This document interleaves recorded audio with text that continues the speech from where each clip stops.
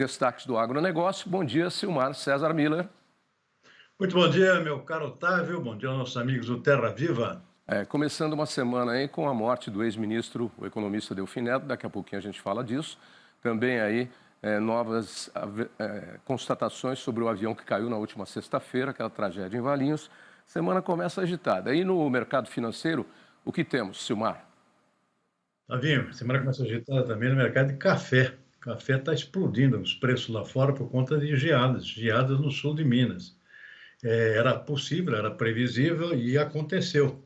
Isso está afetando diretamente o mercado de café.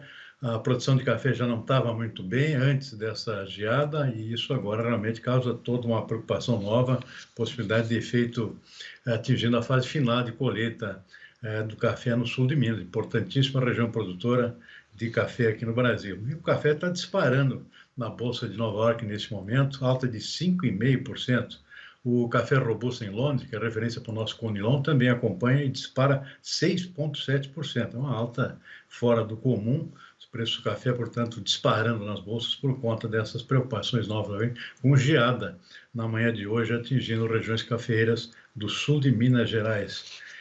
Bom, outras cotações, o soja caindo, 0,7% nesse momento na Bolsa de Chicago, milho também cai, 0,1%, trigo também com redução de 2 pontos percentuais. O mercado de grãos está na expectativa aqui da divulgação agora à tarde do novo levantamento mensal do Departamento de Agricultura dos Estados Unidos, o USDA, que é o ministério deles lá, e sempre muito aguardado pelo mercado, porque eles trazem previsões da agricultura mundial, não só dos Estados Unidos.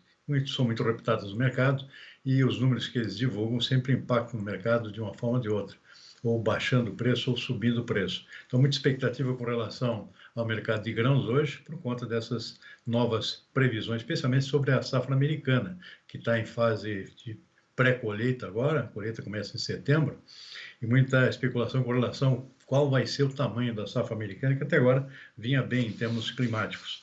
E o USDA deve divulgar uma estimativa atualizada nesta segunda-feira.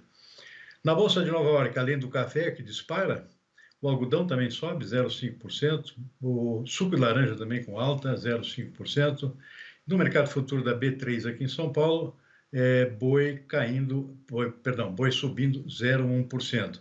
Faltou citar aqui o açúcar em Nova York também, que cai 0,4%, e também o cacau, uma perda de 3,3%. Mercado financeiro, dólar caindo 0,4%, R$ 5,49. Mercado de ações operando com alta nesse momento, 0,6% no índice Bovespa na B3. E destaque especial para o petróleo, tá vindo. O petróleo está disparando também no mercado internacional, subiu, passou dos $80, 80,50 agora, subindo mais de 1%, refletindo preocupações sobre a iminência de um ataque do Irã e do grupo Hezbollah sobre Israel, por conta da morte daquele líder do Hezbollah, que foi morto lá em Teherã, no Irã, na semana passada, tá vendo? Então, muita atenção no mercado nesse momento, especialmente no caso do petróleo aqui, que está refletindo essas preocupações.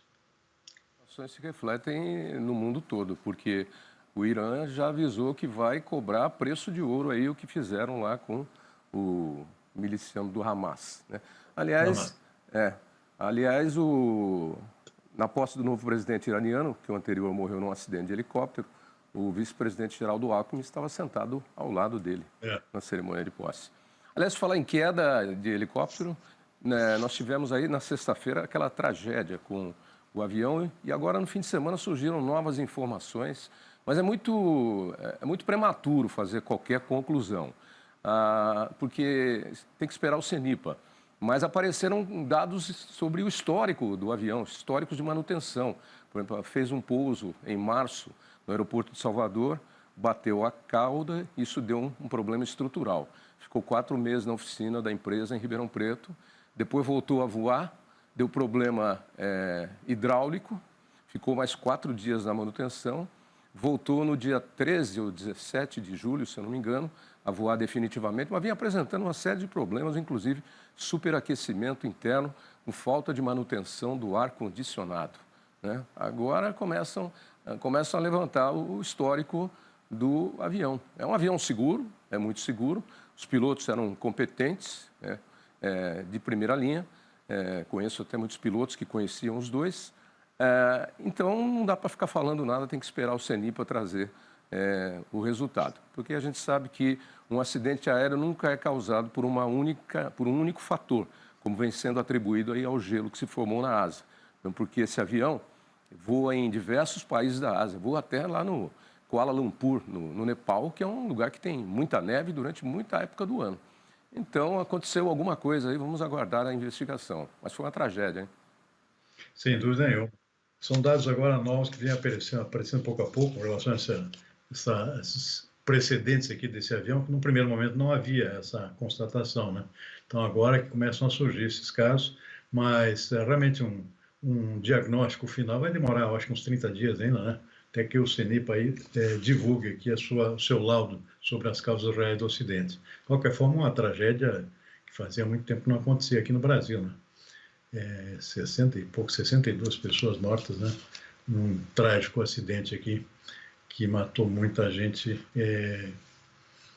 inocente, né?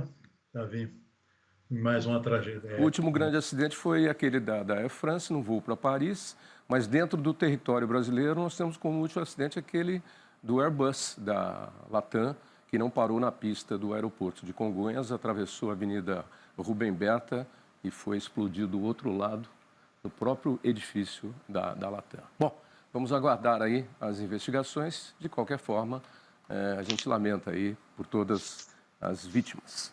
Bom, e a semana começa também com a morte de Antônio Delfim Neto, político, faleceu aos 96 anos na madrugada dessa segunda-feira. Estava internado no Albert Einstein desde a última segunda-feira, exatamente há uma semana em São Paulo, em decorrências de complicações no quadro de saúde. Delfim Neto que deixa filha e neto. Delfim Neto foi um economista político, ministro da Fazenda, da Agricultura e do Planejamento, embaixador e deputado federal em 5 mandatos consecutivos. Também influenciou governos durante quase 6 décadas. Deu as cartas na área econômica durante boa parte do governo militar. Trabalhou no Ministério da Fazenda entre 67 e 74. Voltou ao poder no cargo de ministro da Agricultura no governo João Batista Figueiredo, em 79. E alguns meses depois, assumiu a Secretaria de Planejamento. Uma das metas de Delfim, a mais prioritária, era derrubar a inflação. E ao longo de 11 anos, esteve entre os 10 parlamentares mais influentes do Brasil, segundo pesquisa do Departamento Intersindical de Assessoria Parlamentar. Quando Lula foi eleito pela primeira vez, ele se aproximou do petista e foi conselheiro. E Lula que hoje pede publicamente desculpas, porque durante 30 anos perseguiu Delfim Neto, né?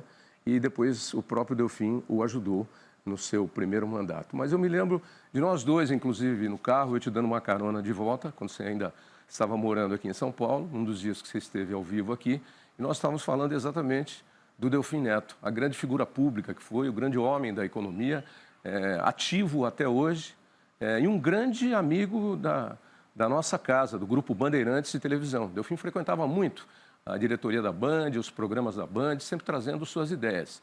E sempre uma cabeça muito aberta, né? Você vê, aos 96 anos, ele ainda estava firme e forte, dando palpites, fazendo palestras, sugerindo coisas novas para a economia, como sempre fez, né? Delfim que tinha o seu berço ali na Universidade de São Paulo. Enfim, é uma perda. 96 anos também, Delfim viveu bastante, mais lúcido, né? Acho que isso é o legal. Sem dúvida, é uma figura histórica aqui da nossa economia, lúcido até o final, né? E sempre muito polêmico, inclusive algumas tiradas dele fora da economia, né? Além da trajetória econômica dele, que todo mundo conhece, as tiradas dele, ele disse que não fazia ginástica, disse que ginástica fazia mal, né? Ginástica não significava longevidade, que ginasta, a pessoa atlética morre cedo, aparentemente parece que ele tem razão. A conta ginástica veio até os 96 anos, né? É impressionante. Era sempre muito bem-humorado, né? Eu tive a oportunidade de entrevistá-lo várias vezes e nos dávamos muito bem aí nas nossas entrevistas. Ele sempre com suas tacadas e tiradas, falava de assuntos polêmicos, mas sempre falava.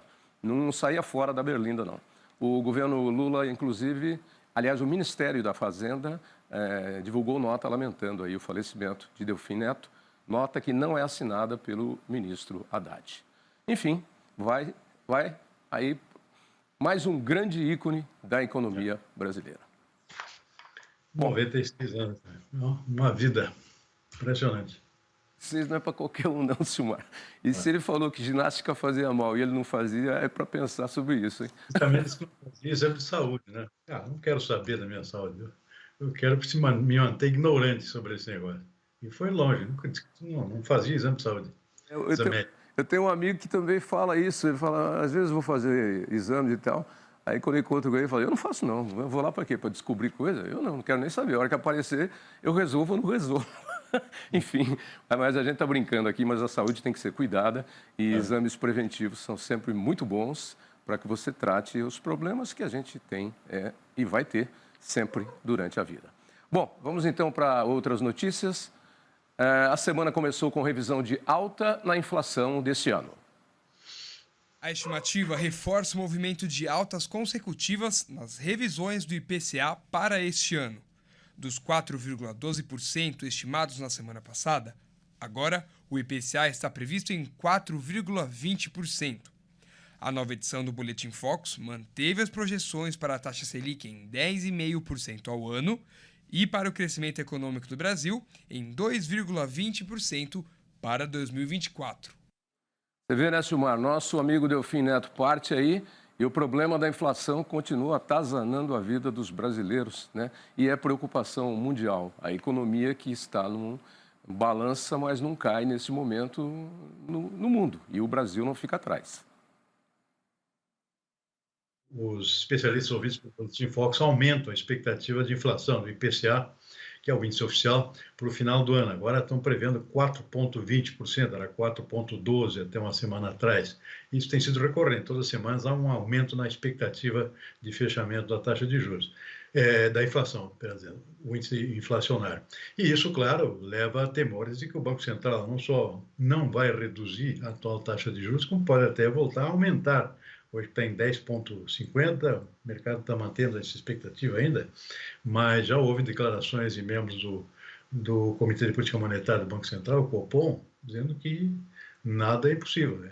É impossível realmente continuar essa trajetória de expectativa de inflação mais alta. O remédio clássico continua sendo aumento de taxa de juros. E é isso que o mercado está refletindo aqui. Por enquanto, mantendo 10,50%, mas não se enxerga mais ainda nenhuma possibilidade de corte até o final do ano. Pelo contrário, se existe alguma possibilidade de alteração, seria para cima, né? Infelizmente, também. Exatamente. Bem, e as exportações de frango subiram em 7,3% em julho. Pois não, alguém falou alguma coisa aqui comigo? Ah, tá.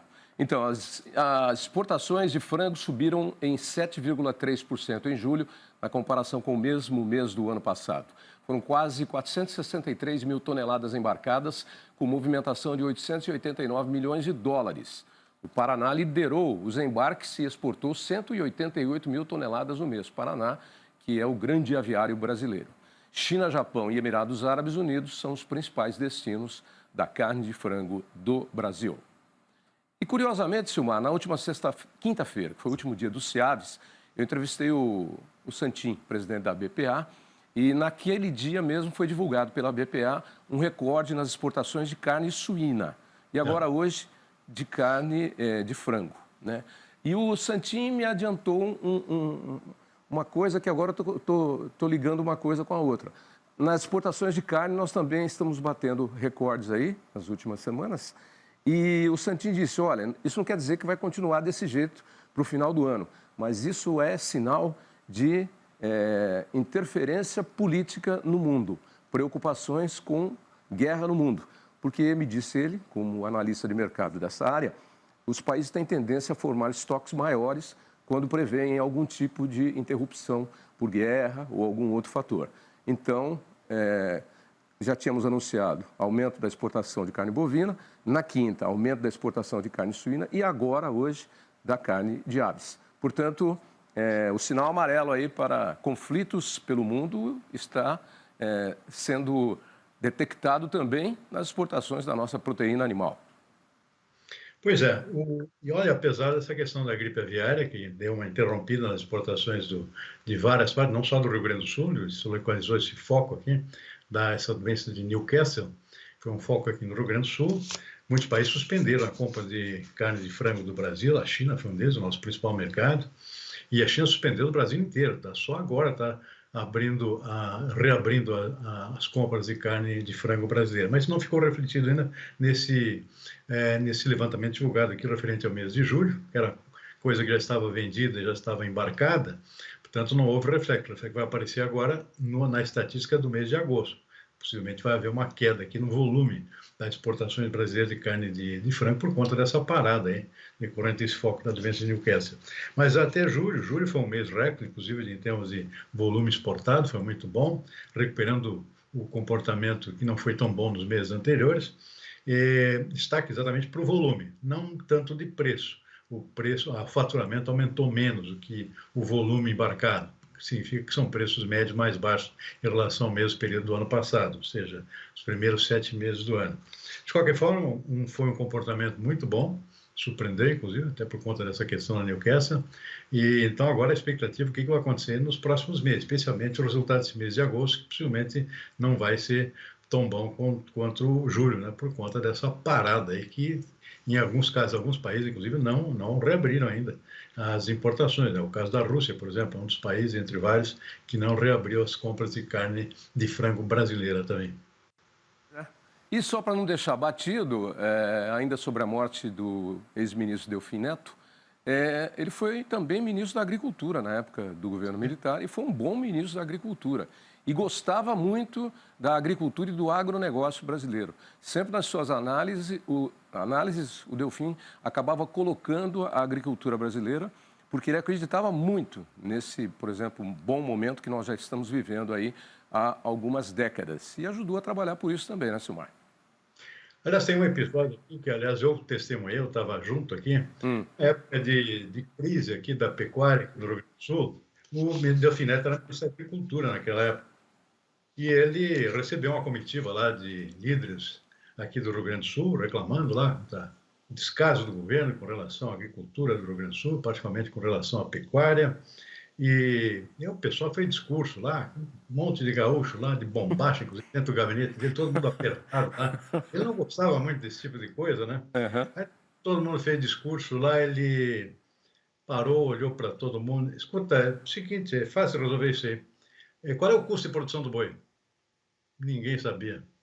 O custo da produção do boi. Não tinha a menor ideia, né? Estamos reclamando do preço do boi, mas precisava comparar com o custo, para ver se o preço era ruim ou era bom. Ninguém soube responder, a reunião morreu ali, né? Porque ninguém sabia explicar qual era o custo da produção de um boi naquela época. Eu gostava dele porque ele era muito prático e ele resolvia as coisas, era tiro e queda. Ele sempre tinha bala de prata, essa aí é bom ter histórias para contar, como essa que você contou. Bom, tudo bem, estão reclamando.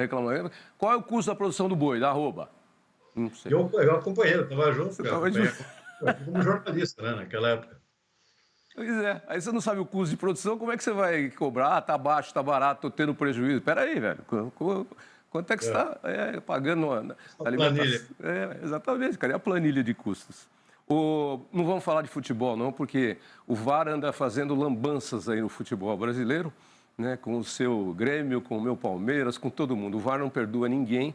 E o Abel, o técnico do Palmeiras, está aí no UOL de hoje e no Band.com. Diz que está com o saco cheio do VAR. Encheu o saco do VAR, porque o VAR só anda prejudicando o Palmeiras. E eu estou que nem o Abel com uma companhia, uma empresa telefônica que me liga 500 vezes por dia querendo que eu troque de operadora. Eu não vou trocar, parem de ligar para mim, eu não vou trocar. É o dia inteiro querendo me vender coisa. Eu não quero comprar e operar com vocês. Chega. Então, se o Abel está com o saco cheio do VAR, eu estou dessa empresa de telefonia que não para de me ligar. Acho que deve ligar para você também, que liga para todo mundo. Ok, Silmar. Boa semana que está só começando e amanhã a gente se fala novamente. Um abraço. Uma boa semana, até amanhã. Ok.